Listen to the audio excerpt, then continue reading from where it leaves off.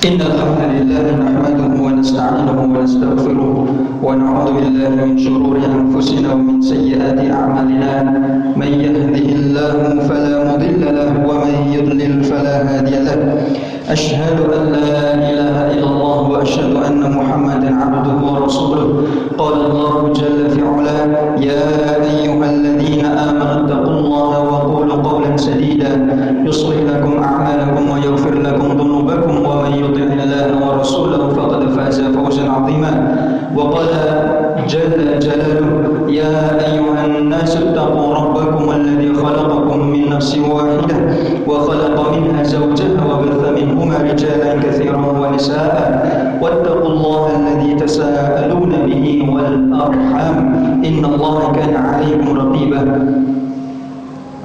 أما بعد فإن أصدق الحديث كتاب الله وخير الهدي هدي محمد صلى الله عليه وسلم وشر الأمور محدثاتها فإن كل محدثة بدعة فإن كل بدعة ضلالة وكل ضلالة في النار. Jamaah yang dimuliakan oleh Allah Subhanahu wa taala, yang pertama dan paling utama kita senantiasa mengingat Allah Subhanahu wa taala karena atas kenikmatannya kita mampu untuk berdiri, berjalan, berdiri dan duduk mendengarkan khatib pada hari yang paling mulia, kegiatan yang paling mulia tidak akan pernah terulang kembali hari yang telah berlalu. Maka kenikmatan yang telah Allah berikan kemudahan kepada kita untuk melakukannya, tidak ada cara lain untuk memberikan pujian kecuali kita bersyukur di atas kenikmatan ibadah tersebut. Salam dan salawat kita aturkan kepada junjungan besar Nabi Muhammad sallallahu alaihi wasallam, kepada seluruh sahabat beliau, istri-istri beliau, seluruh keluarga dan orang-orang yang senantiasa menginjakkan kaki-kaki mereka di atas tuntunan dan jejak perjalanan Rasulullah Muhammad SAW. Karena tidak ada jalan yang selamat, satu-satunya jalan adalah mengikuti Rasul terakhir. Jika kita tidak mengikutinya, maka kita akan tergelincir sebagaimana tergelincirnya agama sebelum kita, yaitu Yahudi dan Nasrani yang mereka tidak mengimani Nabi Muhammad SAW.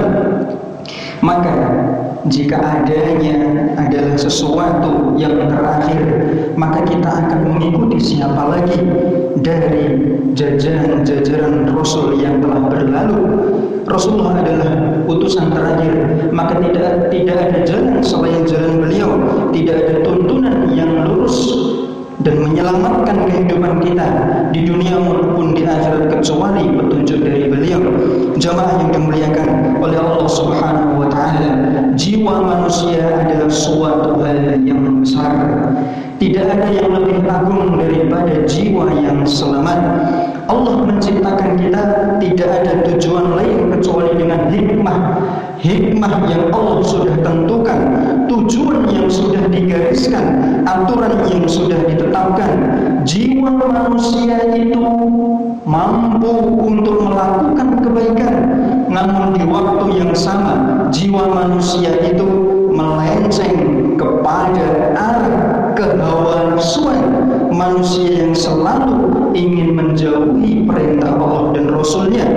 Maka Allah Subhanahu wa ta'ala berfirman, qad aflaha man zakkaha wa qad khaba man dassaha. Surat Asy-Syams ayat 9-10. Sungguh beruntung orang-orang yang mensucikan jiwa-jiwa mereka, dan sungguh merugi orang yang justru sebaliknya mengotori jiwanya.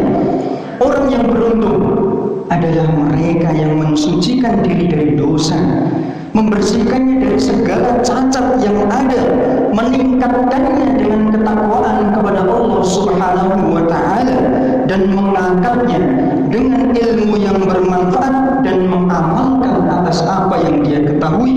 Sedangkan orang yang merugi adalah mereka yang menjerumuskan jiwa mereka sendiri.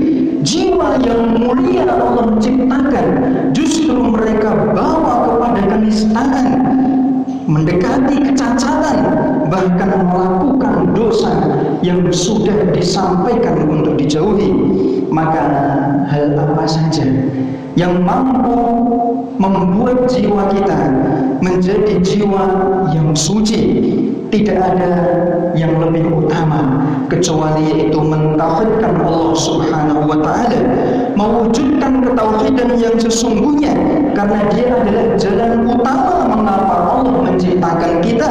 Tidak ada perintah lain selain kita itu beribadah kepadanya. Wa ma khalaqtul jinna wal insa illa liya'budun. Allah menciptakan jin dan manusia kecuali satu, yaitu untuk bertauhid, beribadah kepadanya. Tujuannya tidak lain dan tidak bukan. Allah Subhanahu wa taala berfirman dalam surat An-Nahl, "Wa laqad ba'atsna fi kulli ummatin rasulan an ya'budullaha wajtanibut taghut." Dan sesungguhnya kami telah mengutus untuk setiap umat itu adalah seorang penyeru, yaitu Rasul. Rasul-Rasul itu satu saja yang disampaikan, yaitu sembahlah Allah dan jauhilah tauhid. Makna mewujudkan tauhid adalah membersihkannya, membersihkan dari syirik besar, karena syirik besar itu bertentangan dengan ketauhidan. Makna tauhid yaitu menghilangkan syirik kecil, karena syirik kecil mengurangi kesempurnaan ketauhidan. Dan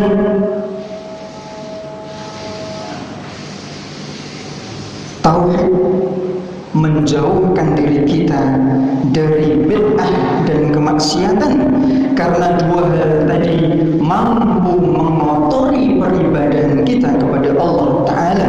Allah berfirman, wa wailun lil musyrikin alladzina la yu'tuna az-zakata wa hum bil akhirati kafirun. Surat Fussilat ayat 6-7. Celaka orang-orang musyrik yang tidak menunaikan zakat dan mereka tidak percaya dengan hari kiamat. Pertanyaannya, orang musyrik itu apakah diperintah untuk menunaikan zakat? Bukan. Kaum muslimin yang diperintahkan untuk menunaikan zakat. Siapa yang diperintahkan untuk percaya dengan hari kiamat? Siapa? Orang musyrik tidak akan percaya. Mereka percayanya setelah mati tidak akan pernah ada kehidupan lagi. Kenapa Allah mengatakan orang-orang musyrik?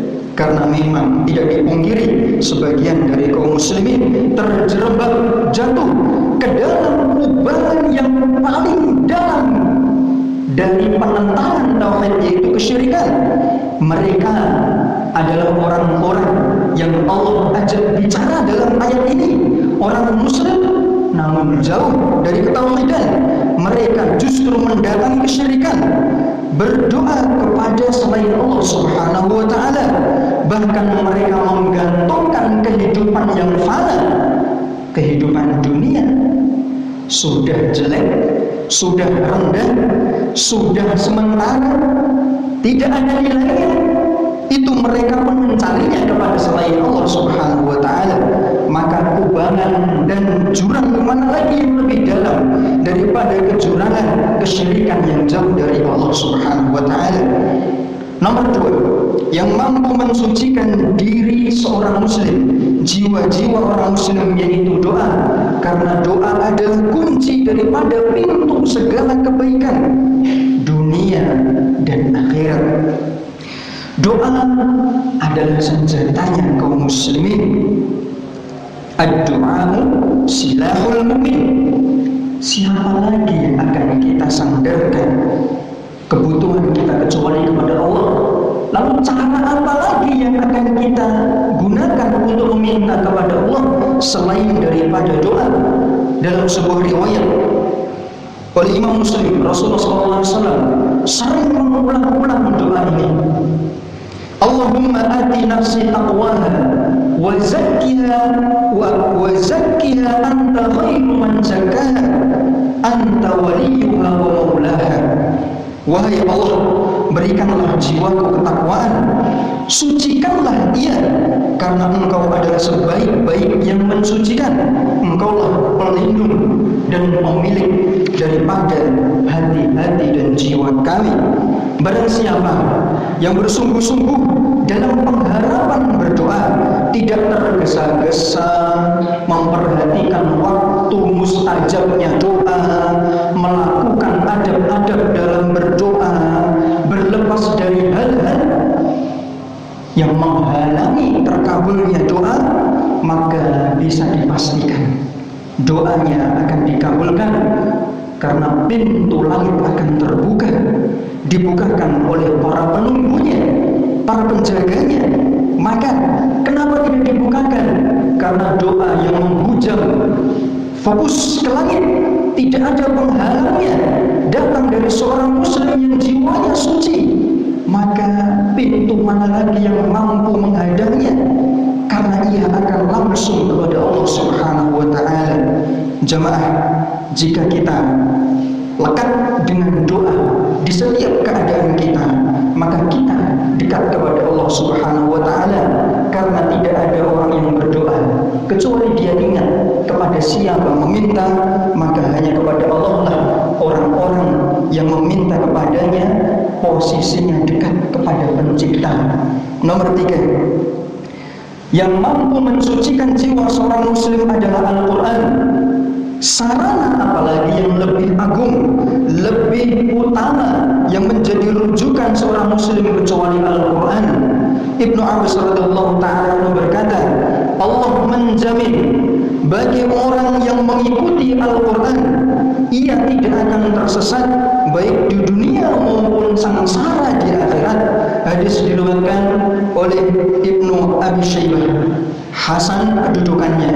Maka jamaah, Al-Quran, saya sering mengulangi ini, jangan hanya menjadi pajangan, namun Al-Quran adalah pedoman kehidupan sebelum kematian, karena tidak ada jalan penuntun lagi setelah kematian kecuali amal yang dibawa oleh orang-orang. Nomor 4, yang mampu mensucikan jiwa seorang muslim, yaitu mengikuti Nabi Muhammad SAW, menjadikannya sebagai teladan.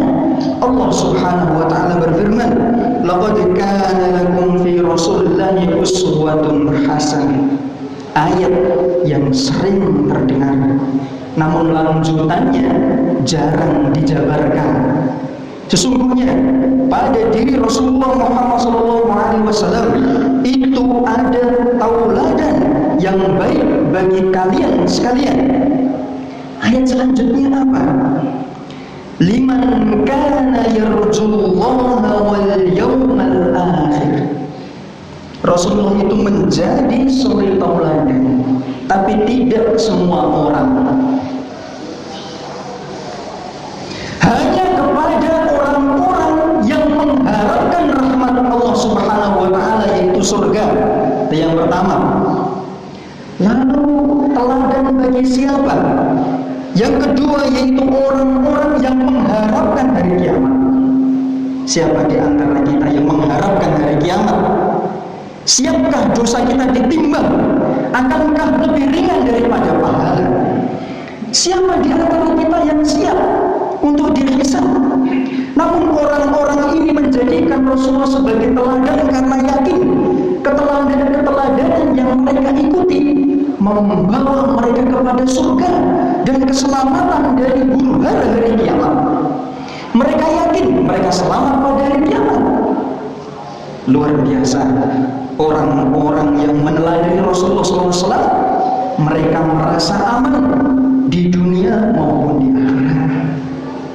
Mereka yang mengharapkan rahmat Allah, yaitu surga, dan mereka tidak takut dengan hari kiamat, adalah mereka yang sebenar-benarnya meneladani Rasulullah SAW. Ibnu Katsir mengatakan tentang ayat ini bahwa ayat ini menjadi dasar yang paling besar dalam meneladani Rasulullah Muhammad SAW dari perkataan, perbuatan, maupun setiap keadaan Rasulullah dalam kesendirian maupun dalam keadaan keramaian. Maka keramaian seperti apa yang dicontohkan oleh Rasulullah SAW? Keramaian hati yang mengingat Allah Subhanahu wa taala dan tidak pernah lalai daripada akhirat, karena kampung tujuan kita seluruh kaum mukminin adalah kampung yang tidak akan pernah ada di dalamnya kesengsaraan. Nomor 5, bersungguh-sungguh dalam ketakwaan mampu mensucikan jiwa seorang muslim. Sholat yang dia lakukan, puasa yang dia tahan, zakat yang dia keluarkan, anak yatim yang dia beri bantuan, itu mampu menghasilkan jiwa yang suci jika dilakukan sesuai dengan tuntunan dan dia bersungguh-sungguh melakukan, tidak peduli apa perkataan orang lain dan sekitarnya. Jiwa yang suci menghiasi dirinya. Kata, pandangan, gerakan lisan, tangan, kakinya berjalan selalu memancarkan kesucian jiwa karena dia terhiasi oleh akhlak yang mulia. Namun kebalikannya, dosa, kemaksiatan menghasilkan kegelapan, kemalasan, kemuraman, kemalasan.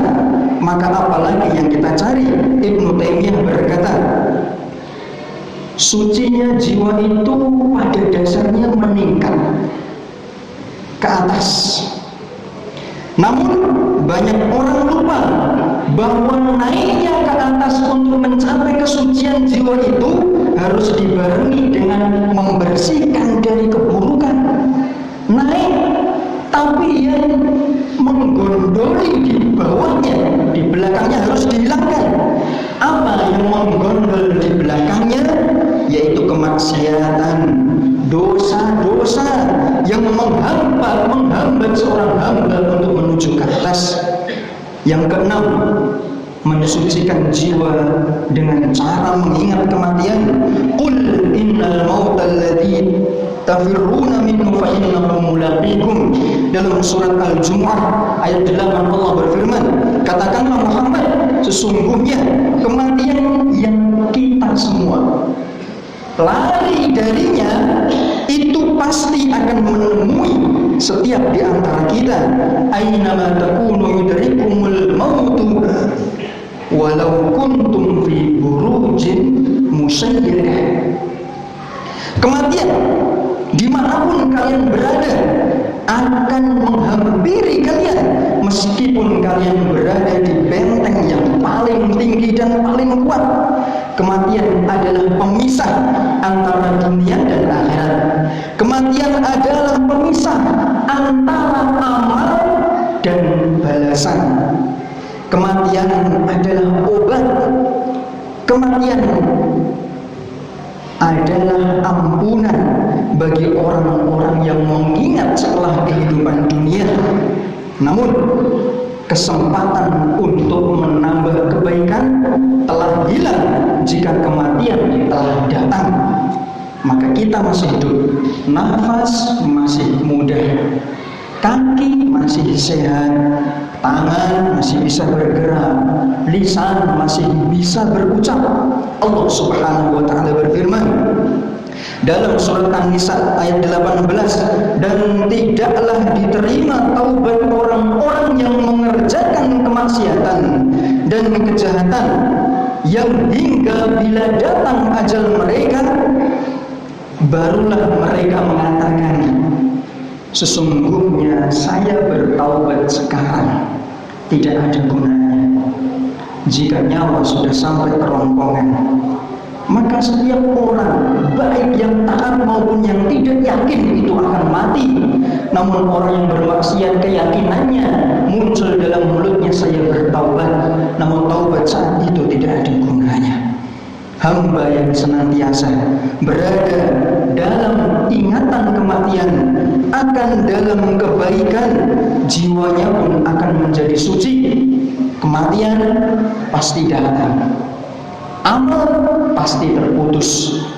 Tidak ada uang saku yang bisa dibawa setelah kematian. Maka apa yang kita persiapkan?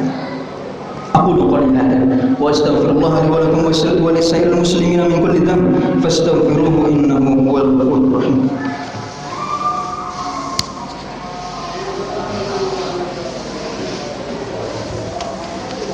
Alhamdulillah ala ma alham wa sallallahu ala nabiyyina Muhammadin wa sallallahu ala Muhammad wa sallam. Allah Subhanahu wa taala berfirman, "Fala tuzakku anfusakum wa a'lamu biman ittaqa." Sesuatu yang mensucikan jiwa yaitu apa?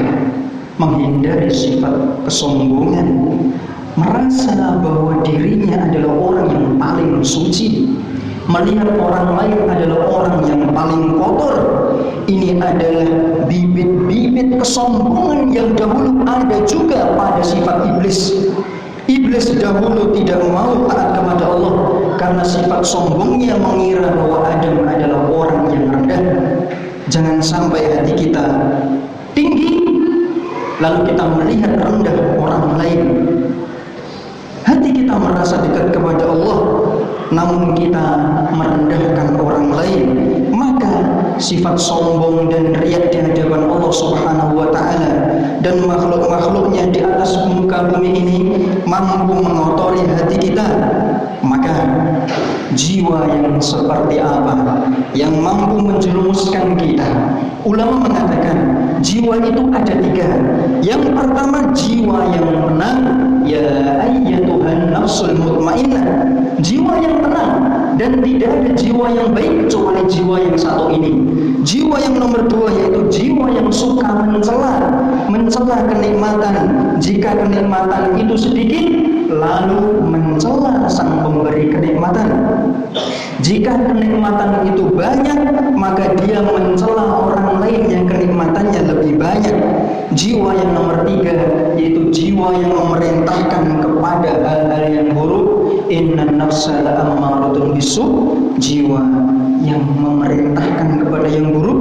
Setiap dari kita pasti ada bagian kecil dalam jiwanya memerintahkan keburukan di saat kita lengah atau iman yang lemah. Maka kuatkan iman, jangan sampai kita lengah karena tujuan kita belum tercapai. Al-Hasan Al-Basri rahimahullah ta'ala mengatakan, seorang mukmin adalah pengawas bagi dirinya sendiri. Dia menghisap dirinya sendiri. Sesungguhnya perhitungan di hari kiamat akan ringan bagi mereka yang telah menghisap dirinya sendiri di dunia, dan akan berat bagi mereka yang tidak pernah menghisap dirinya di dunia. Maka hisaplah diri kita. Sejauh mana posisi kita di sisi Allah Subhanahu wa taala? Akankah kita menjadi orang yang sombong, tinggi diri, lalu merendahkan orang lain, ataukah tingginya kita diangkat oleh Allah? Tidak ada kerendahan setelahnya. Jika Allah yang mengangkat, maka hanyalah Allah satu-satunya zat yang mampu kita harapkan untuk mensucikan jiwa. Innallaha wa malaikatahu yusholluna 'alan nabi ya ayyuhalladzina amanu shallu 'alaihi wa sallimu taslima. Allahumma shalli 'ala Muhammad wa 'ala ali Muhammad kama shallaita 'ala Ibrahim wa 'ala ali Ibrahim fil 'alamin innaka Hamidum Majid. Warhamna ma'ahum bi rahmatika ya arhamar rahimin. Ya hayyu ya qayyum bi rahmatika nastaghith. Aslih lana sha'nana kullahu wa la takilna ila anfusina tarfata 'ain. Rabbana zalamna anfusana wa in lam taghfir lana wa tarhamna lanakunanna minal khasirin.